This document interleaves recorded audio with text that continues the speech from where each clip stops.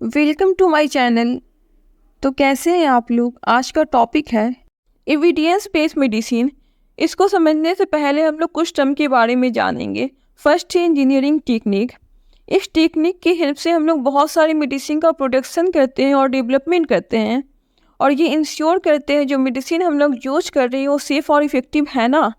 Second है risk benefit analysis, मतलब पता करना कि जो मेडिसिन हम लोग यूज कर रहे हैं उसका कितना रिस्क हो सकता है, उससे हमें कितना खतरा हो सकता है और कितना फ़ायदा हो सकता है। थर्ड है इपीडीमोलॉजी, मतलब in population study. EP stand for in, demo stand for population, logy stand for study. इसका मतलब ये होता है कि एक पॉपुलेशन में कितने लोग एक पार्टिकुलर टाइप की डिजीज़ से सफ़र कर रहे हैं। अब आते हैं हम एविडेंस बेस्ड मेडिसिन पे। इसका मतलब होता है कि अच्छे से अच्छा रिसर्च ट्रीटमेंट के लिए कैसे यूज किया जाए विद द हेल्प ऑफ मदद से एपिडेमियोलॉजी, इंजीनियरिंग टेक्निक और रिस्क बेनिफिट एनालिसिस के। Step of evidence based medicine. First है टू आस्क क्लिनिकल क्वेश्चन। हमें ये पता करना होता है जो मेडिसिन हम लोग यूज कर रहे हैं उसका बॉडी पे क्या क्या साइड इफ़ेक्ट होगा और कुछ बहुत गंदा सा रिएक्शन तो नहीं आएगा बॉडी पे। सेकेंड है टू फाइंड बेस्ट एविडेंस, मतलब कि एक मेडिसिन पे बहुत सारी रिसर्च होते हैं और बहुत सारी एविडेंस होते हैं, हमें सबसे अच्छा रिसर्च और सबसे अच्छा एविडेंस लेना होता है।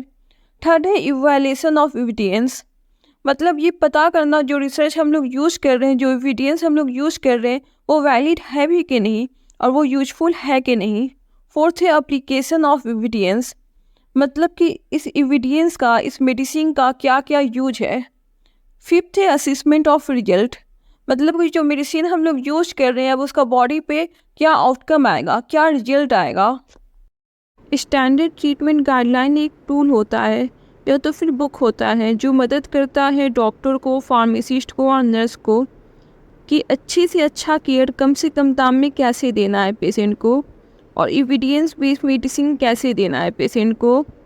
कुछ की फ्यूचर होते हैं स्टैंडर्ड ट्रीटमेंट गाइडलाइन के। पहला है सिंप्लिसिटी, हमारे सोसाइटी में जो कॉमन डिजीज है वो काफ़ी कम है। एग्जाम्पल में ले सकते हो आप हाइपरटेंशन, डायबिटीज, ये सब काफ़ी कॉमन है। तो इन सब डिजीज़ के बारे में स्टैंडर्ड ट्रीटमेंट गाइडलाइन में काफ़ी अच्छे से मेंशन होना चाहिए कि इसके सिम्टम क्या होते हैं, इसको कैसे ट्रीट किया जाता है, इसमें कौन सा मेडिसिन दिया जाता है और इसमें लाइफ स्टाइल मॉडिफिकेशन क्या किया जाता है। दूसरा है क्रेडिबिलिटी, स्टैंडर्ड ट्रीटमेंट गाइडलाइन एक अच्छे प्रोफेशनल से डेवलप होना चाहिए, इसको अपने फील्ड में काफ़ी एक्सपीरियंस हो, काफ़ी नॉलेज हो।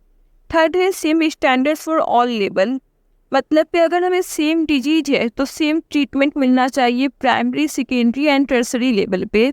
एग्जाम्पल ये लेते हैं कि हमें हाइपरटेंशन का प्रॉब्लम है, अगर हम छोटे से छोटे क्लिनिक में भी जा रहे हैं या फिर बड़े से बड़े हॉस्पिटल में जा रहे हैं तो हमें मेडिसिन जो है वो सेम मिलना चाहिए।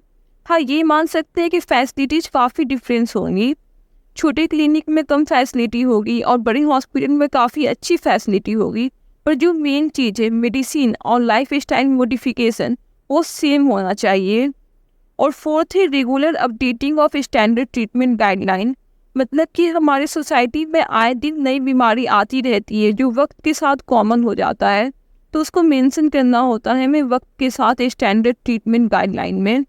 और फिफ्थ है यूजर फ्रेंडली, मतलब कि स्टैंडर्ड ट्रीटमेंट गाइडलाइन छोटा होना चाहिए जिसको हम पॉकेट में भी रख सकें। मिलते हैं फिर नेक्स्ट वीडियो में। अगर वीडियो अच्छी लगी हो तो लाइक, शेयर एंड सब्सक्राइब कर देना।